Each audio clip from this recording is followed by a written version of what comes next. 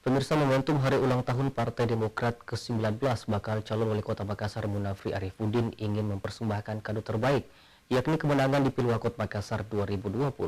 Hal itu disampaikannya saat menghadiri syukuran HUT Demokrat ke-19 di Sekretariat DPC Partai Demokrat Jalan Urip Sumiharjo, Makassar, Rabu siang.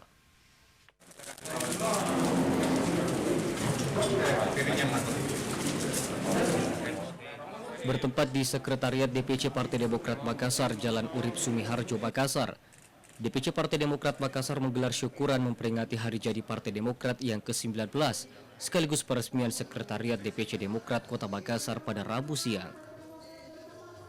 Dalam kegiatan tersebut dihadiri para pengurus DPC, fraksi DPRD Makassar dan pimpinan anak cabang Partai Demokrat Makassar. Juga turut hadir pula bakal calon wali kota Makassar Munafri Arifuddin yang merupakan usungan partai berlambang Mercy ini dalam Pesta Demokrasi Pilwakot Makassar 2020. Dalam sambutannya, Munafri Arifuddin yang akrab disapa Api ini mengatakan ingin mempersembahkan kado terbaik di momentum hari jadi Partai Demokrat, yakni kemenangan di Pilwakot Makassar 2020.